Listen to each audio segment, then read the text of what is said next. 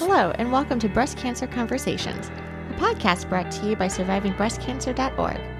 I am Laura Carfing, breast cancer survivor and founder of SurvivingBreastCancer.org, a nonprofit organization providing community, education, and resources to empower those diagnosed with breast cancer and their caregivers from day one and beyond. I think there's a lot of people on both sides of the fence who say that numbers could be interpreted different ways, and that's what it is with statistics. In today's conversation, I am so happy to be speaking with board members, committee members, subcommittee members, who are all part of Mediviver. They are actually changing the way legislation is being presented. They are doing grassroots work as well as national work to change the way that we are looking at metastatic breast cancer. Today, I'm so excited to be talking about how advocacy can look. Advocacy doesn't necessarily always mean that you're picking up the phone and that you're calling your legislators. It is something that you can do straight from your own home just because you're telling your personal story. Welcome to the conversation. My primary was diagnosed 31 years ago, and I was a young mother with young children like Abigail. Yes, I was. The first time I still have my kids, and I did fine for almost 5 years, and then the cancer metastasized in my sternum, and I still was a young mother with young kids,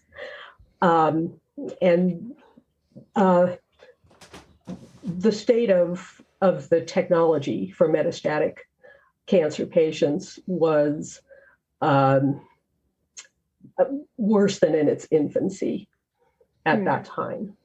I was fortunate enough to have a very highly educated scientific family who convinced one of the 5 doctors who told me to go home and die that I should take some experimental treatment.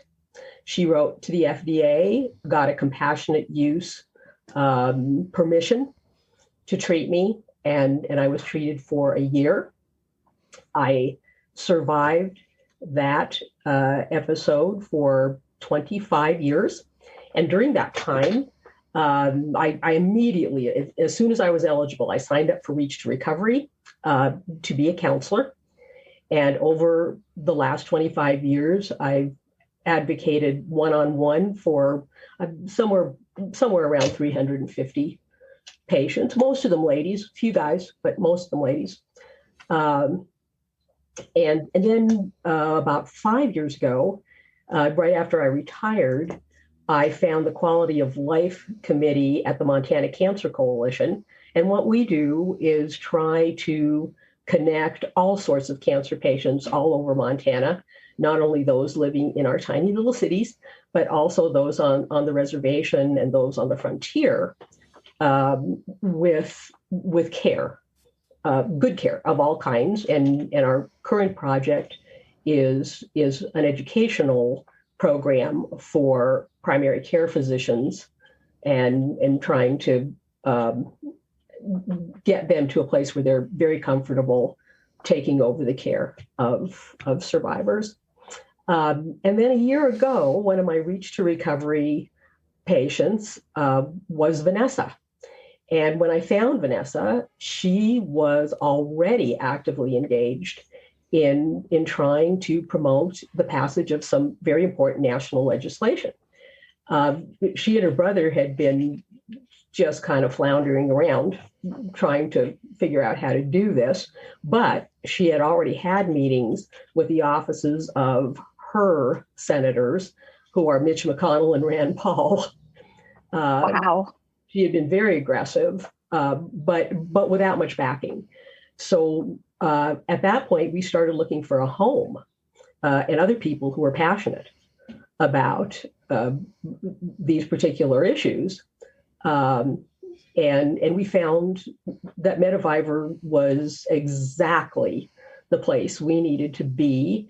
And thanks to Barry and Dan Kramer, who's not here today, we kind of spontaneously formed a advocacy planning or strategy subcommittee of the advocacy committee, and basically just doing some back office work for the larger committee. And as Barry will mention, we have been so honored and energized and thrilled to be part of this organization, because they're small, but they're mighty. They're a get her done kind of group of people. So that's, and I just recurred 6 weeks ago. So I'm back in the fray. I'm fighting again. And fortunately, in the last 25 years, the technology has improved, the treatments have improved, and we're hoping to fight the good fight for as long as we can again. Thank you, Bess, for that background. Sorry, for some reason I didn't realize that you were living with MBC, but you just are so vibrant and you have so much energy. Like a lot of us, people forget that MBC can still be wreaking havoc on the inside, even though we're able to remain pretty put together on the outside. So I appreciate your introduction there. Barry, would you like to go next and talk a little bit about your connection with MBC? Certainly. In April of 2018, my partner Cheryl was diagnosed with inflammatory breast cancer, which is an insidious form of metastatic breast cancer that is not susceptible to detection by mammograms or by screening. She initially was put on her first-line treatment. Ibrance lasted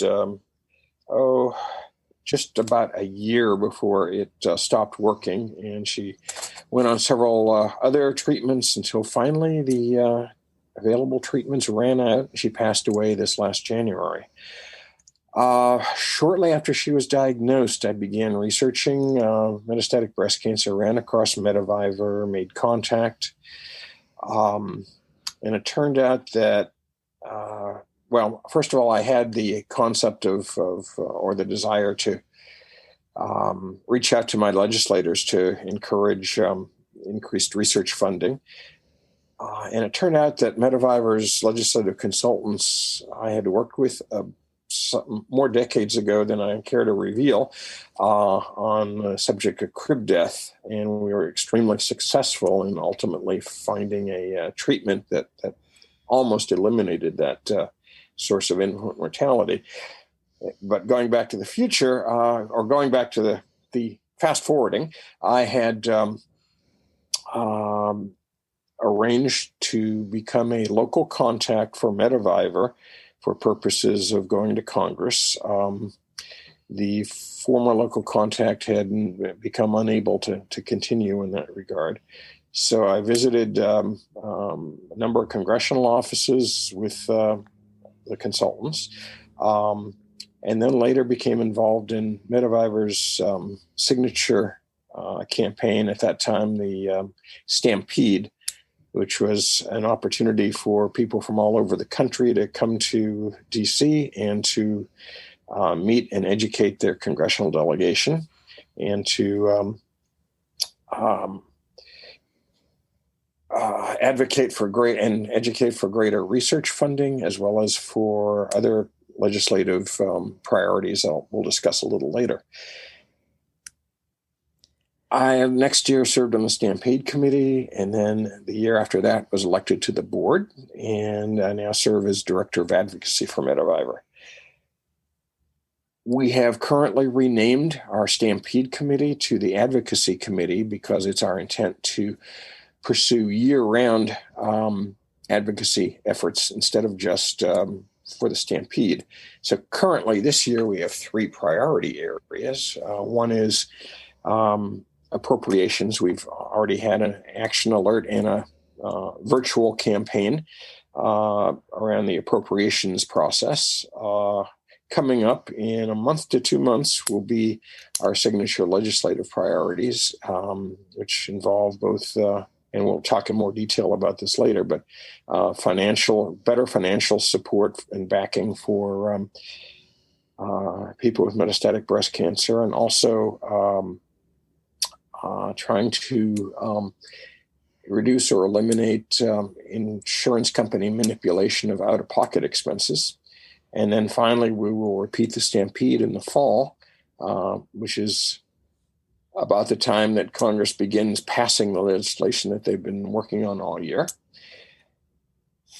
So again, we have year-round advocacy planned now in these form of these 3 campaigns, and then in future years, our hope is to even increase the frequency of our action alerts and our priorities.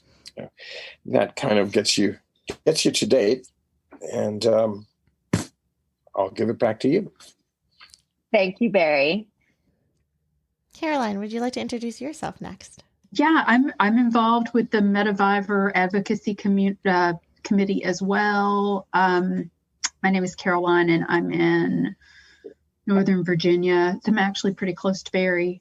And I'm trying to think. I've been involved with MetaViver for a while. I sort of found MetaViver too as after I had my metastatic diagnosis, and was just looking for organizations doing advocacy work around just different aspects of metastatic breast cancer.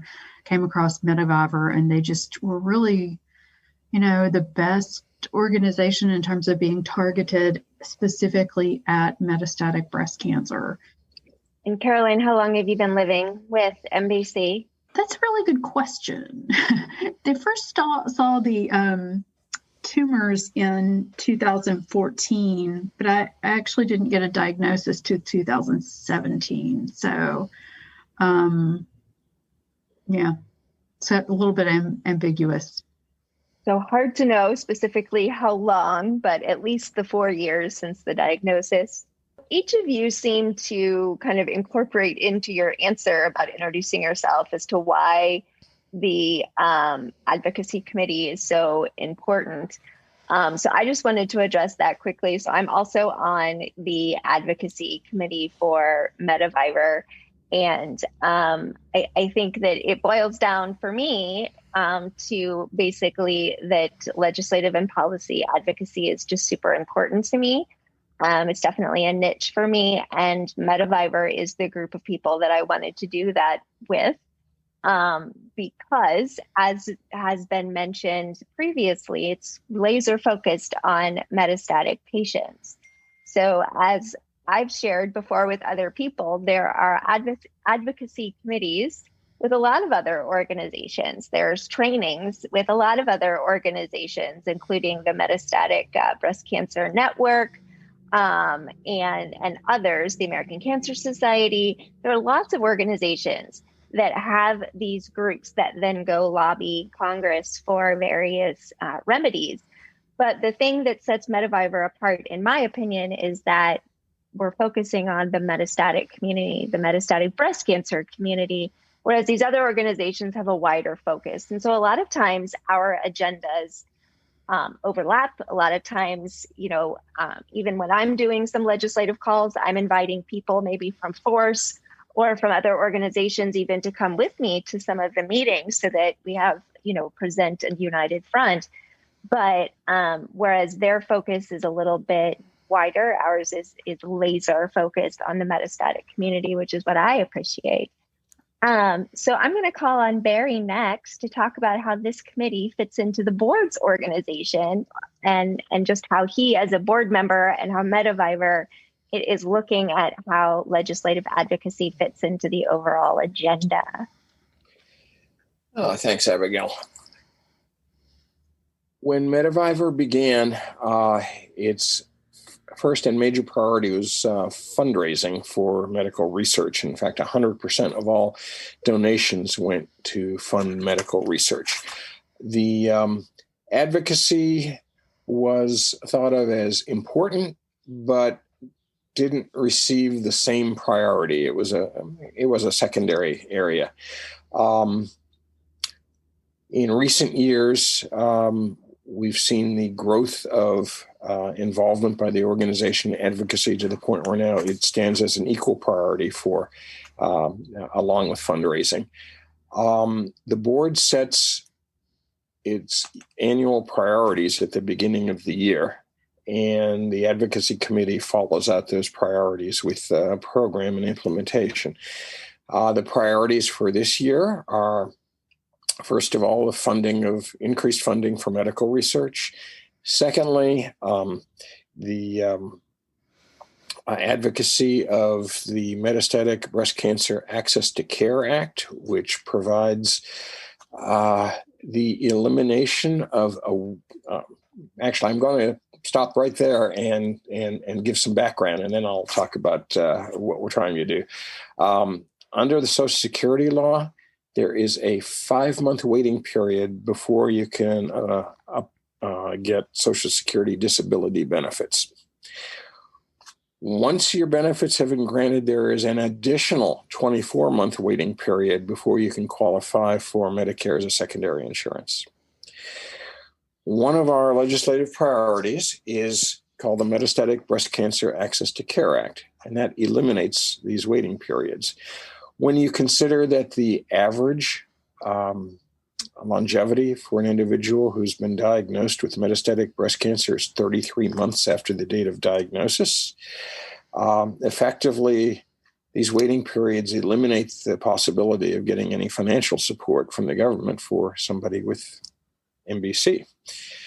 So again, this legislation would eliminate those waiting periods, and it's a critical priority when you out-of-pocket expenses for treating metastatic breast cancer can easily mount up to the tens of thousands per year. I've seen some cases where $60,000 a year out of pocket alone have been the case, and I suspect even more. In Shara's case, because of the insurance she was covering, we had basically an average of about $25,000 a year. But when you consider that an individual with metastatic breast cancer is unable to work and then is faced with those kinds of out-of-pocket expenses, there are people dying simply because they can't afford medical treatment. And so that is one of the reasons why this is a priority. Second legislative priority that the board has set is called the Cancer Drug Parity Act. And that eliminates manipulation of out-of-pocket expenses by insurers. As the law currently allows, insurers can charge one copay for a treatment in a doctor's office and a much larger copay for the same or similar treatment at home or in a hospital. There are these differentials that make no sense at all, but just allow insurance companies to charge more and make more money. What this legislation attempts to do is to standardize those expenses, prevent insurance company manipulation. As one example, an individual was told that in their doctor's office, they would have to pay $60,000 for a course of chemo. They later learned that across the street in a hospital, they could get the same course of chemo for just a fraction of that amount. So the differences here are just astounding. Second legislative priority, if you count appropriations, this third legislative priority. And then another priority area is combination legislative and regulatory. It involves what is known as the SEER, or Survey Epidemiology End Result Registry. Just very simply, it is the way that National Cancer Institute tries to keep track of cancer. It undercounts breast cancer, metastatic breast cancer in particular, dramatically. It was established in 1973 when people with metastatic breast cancer basically didn't survive very long, and so they never even considered it.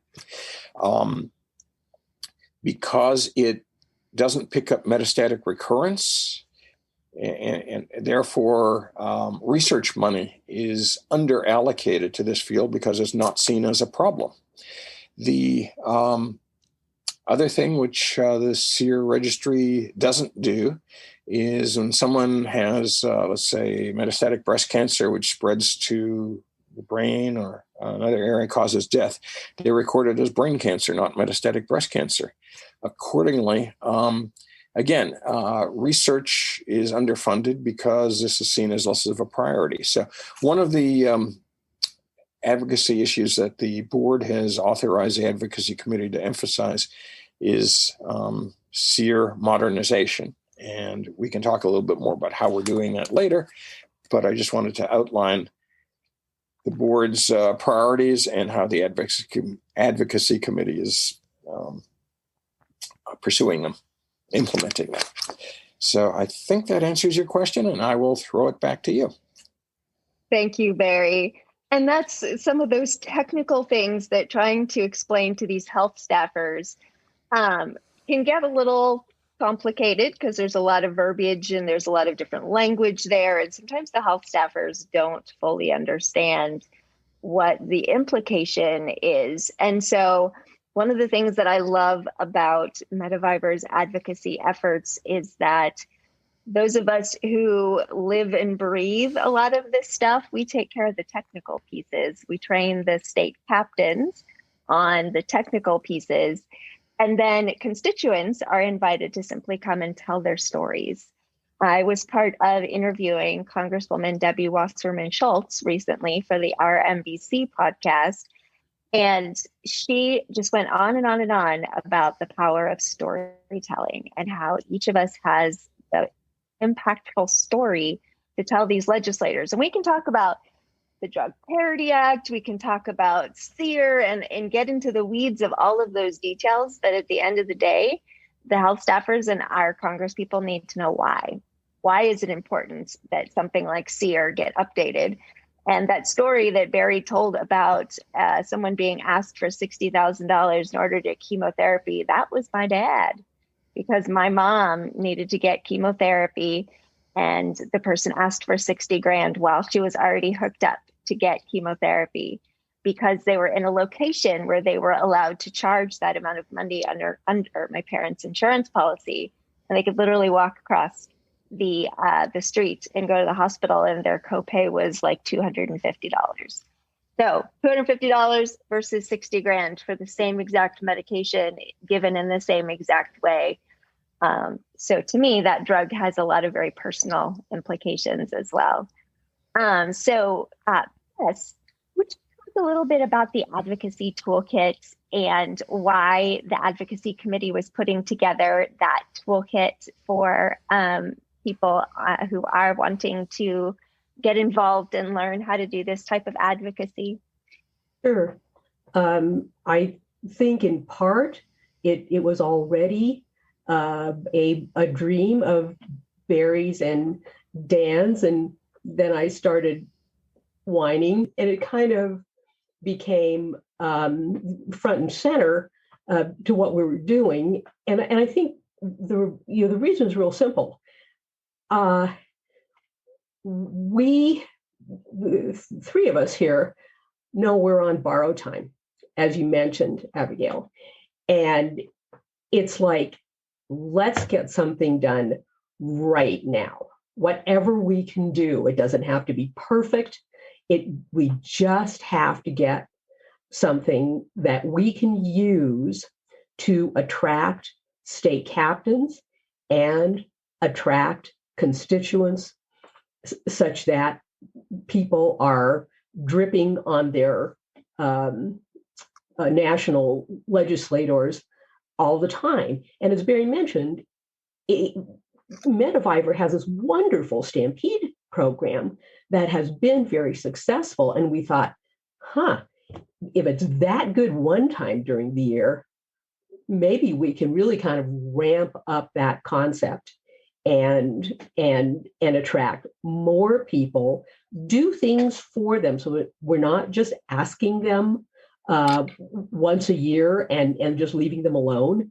We're sending information to them, not just about the wonderful research that MediVivor does, but about advocacy issues and offering them resources, in particular offering resources so that they feel confident and well prepared when they contact their legislators. And of course, it's also a how-to. This is how you do it, step by step by step. So it makes it less scary, way more accessible to people, or at least that's what we're hoping. And with a goal, of course, of expanding the number of advocates we have throughout the country, and raising the consciousness by doing so, raising the consciousness of all of our legislators, even if they won't do much of anything for us, they at least know that we're out there. And I will say that in my case, I don't know that I mentioned this earlier, I'm the state captain for Montana, first Montana state captain Medivivers had, to my knowledge. Thank you. But one thing that was super important here was communicating. I have one senator who is utterly deaf about most things that are important to people, but one who just didn't know we existed and did not know that these issues were important. The end result, and there were some interim steps, by the way, but the end result was that he just co-sponsored the Metastatic Breast Cancer Access to Care Act. So, I mean, this was a complete shift from knowing nothing to being a strong supporter, and that's what we're after. And one thing mentioned, Bess, along that line, according to our legislative consultant, we have several of the most popular bills in Congress in terms of the number of co-sponsors. This has taken work. It's taken a number of years of effort and grassroots involvement to get there. And so we're looking at, we think, definite chance of passage, hopefully this year. Obviously can't guarantee anything, but we've come a long way due to the grassroots involvement. It's really been incredible. Yes. And thank you for that reminder, Barry, too, just that is the style of advocacy that Mediviver has embraced, is this idea of grassroots advocacy. And Dan, who wasn't able to be here today because of a family obligation, which is always more important than doing something like this, he comes from that background and brings that expertise to the committee. Barry, would you like to talk about what Dan does and his expertise a little bit more? Oh, certainly. He can't be here. Dan is a grassroots organizing consultant. He works with nonprofits all over the country on how to generate grassroots involvement and participation.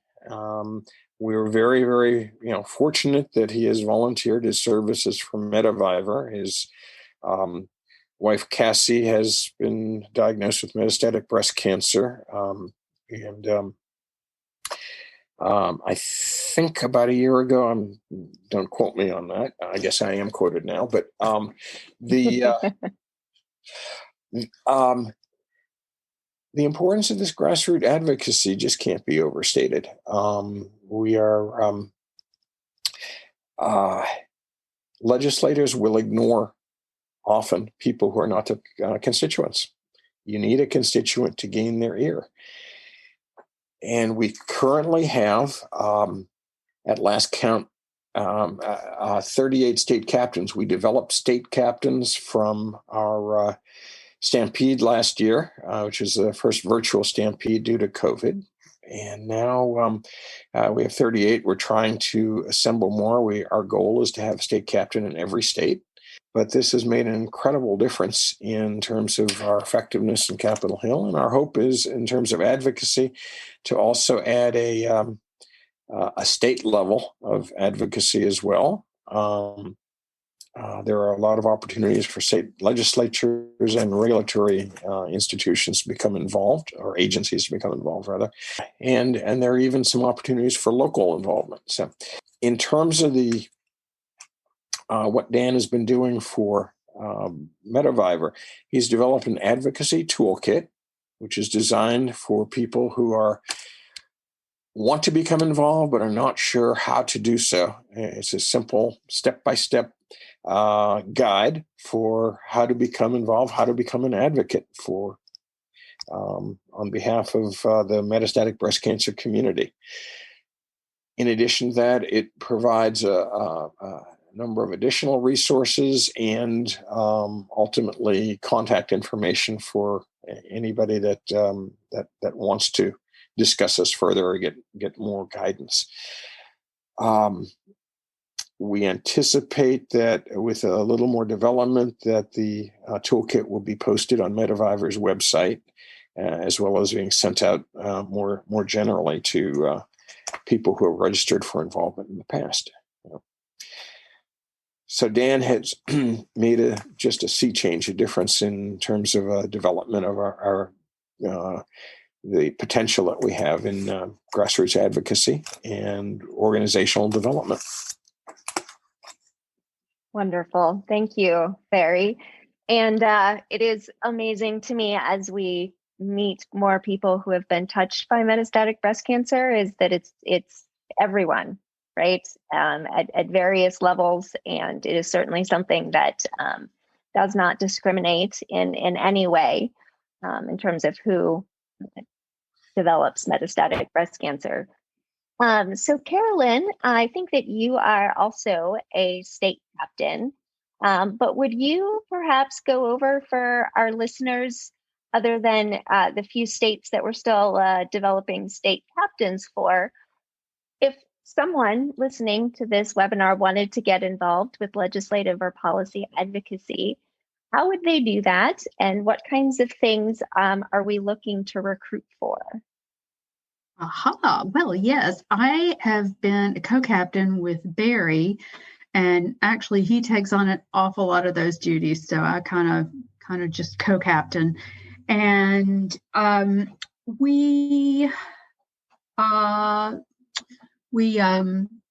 a big part of it is during the stampede. We worked to kind of organize our interaction with the legislative offices on Capitol Hill.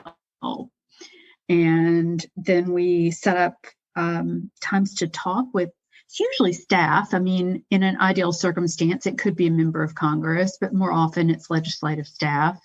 And we really just give them a little bit of background on Metaviver, what our issues and concerns are. And then we share insight on our personal experiences and how changes to policy and legislation could be helpful to us as constituents. And since we try to match up people from their own legislative district, but obviously the rest of us are from within the state when we meet with them as a group. And so, we're actual constituents that they're representing, and that tends to have much more sway than just some random lobbyist coming in and talking about an issue. And we let them know what our concerns are. During the course of the year, I think, you alluded to trying to move to a more year-round format, and we just want to keep our issues in front of legislators.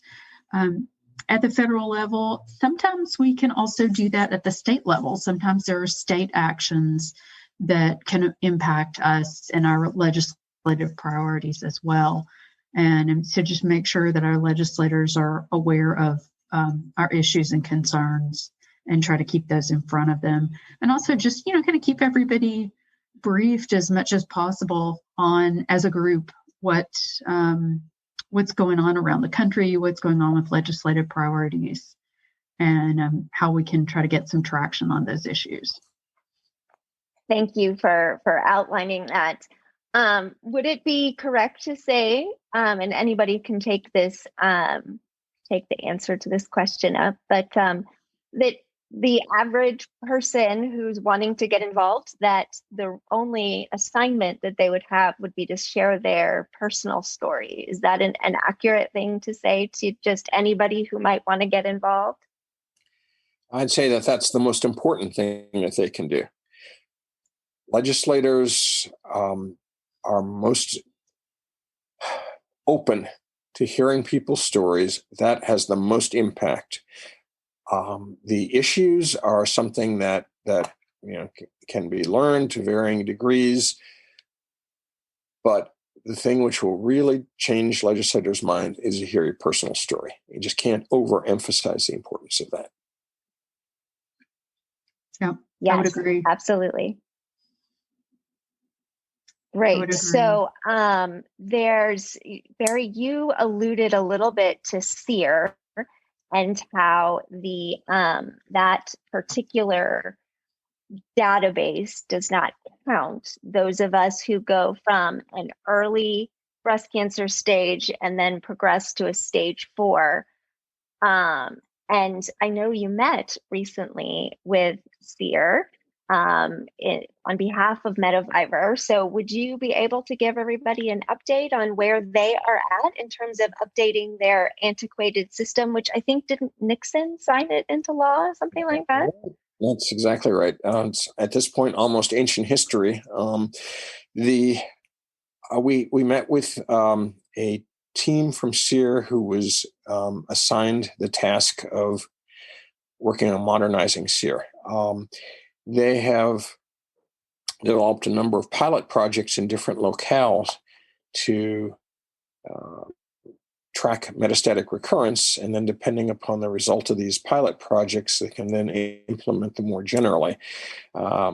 We've also asked them for some follow-up information that they recently provided in a letter. We're analyzing that. We have a team of people, including people with statistical expertise and research expertise, to go over that and make suggestions and see what further directions we might be able to provide. So we're at the point of analyzing the information they've given us and then seeing how best to go forward. So, Beth, do you want to talk a little bit about why it's important for them to count us properly? I'm sorry, why it is important? Why it's important for SEER to count us properly, why it's important to know how many people are living with metastatic breast cancer? Well, yeah, there are a couple of reasons. Number one is the way they're counting us now is wrong. It's scientifically incorrect. So what they're doing is lying, essentially. That's can't get more direct than that, right? I mean, that's where it's at but it's not number one. I mean, that's kind of number two. Number one is, there are about 300,000 people in this country living with metastatic breast cancer. And I think it's important for the public and legislators and kind of everybody to understand that very few people die from any type of primary cancer. Virtually anyone who dies from cancer dies when it invades the rest of the body from wherever it started. And in general, it is a true statement that many primary cancers, in the case of breast cancer, about a third of them come back to haunt patients later in life at some point. So, we're talking about something that's very widespread, but very poorly understood, I think, in the popular mind. And just to add to what Bess is saying, appropriations of research funding follow the statistics of the incidence of cancer. And so if SEER is dramatically undercounting metastatic breast cancer, then our research funding is going to be much smaller accordingly. And in fact, it is. If you count both public and private funding together, we fund less than 7% of all peer-reviewed research proposals in the metastatic breast cancer field. So, we need to get more accurate figures in order to get research funding levels that reflect the true figures. The other reason to update SEER is that we need to understand in terms of cause of death, for example, whether we have metastatic cancer as the original cause or not, sort of as best said.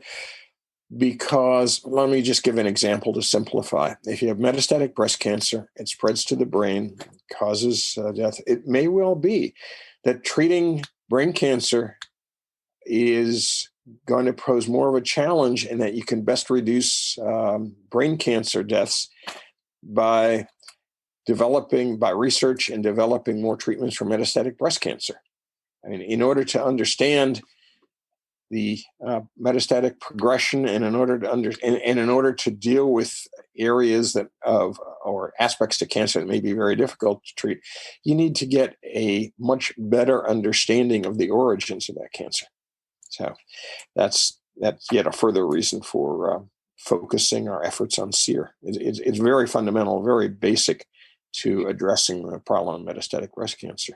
Yeah. And you guys were throwing out numbers and percentages, right? Like 300,000 people, like 30% of people will become metastatic after an early stage diagnosis, all numbers that are statistical good guesses, right? Yep. That we're looking at the information we have, we're extrapolating from SEER, we're looking at what we know and backing into some of these percentages, but we don't know them for sure because they are extrapolations. They are using the information that we have.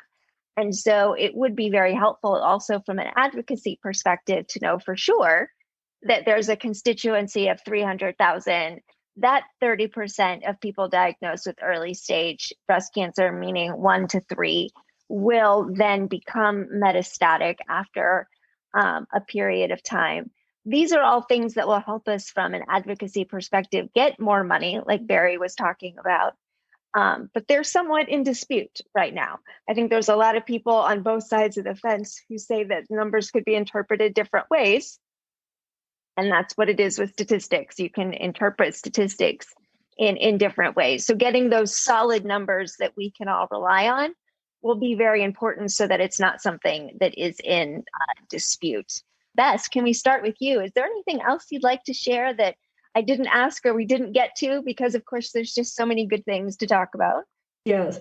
Well, the only thing that occurred to me while Barry spoke is, and we talked about numbers and extrapolating numbers, but here's something that has nothing to do with numbers, but has everything to do with SEER. And that is, if without research that directly pertains to metastatic breast cancer patients, what they'd be treating me for right now is liver cancer. Wrong cancer, wrong treatment, dead within months.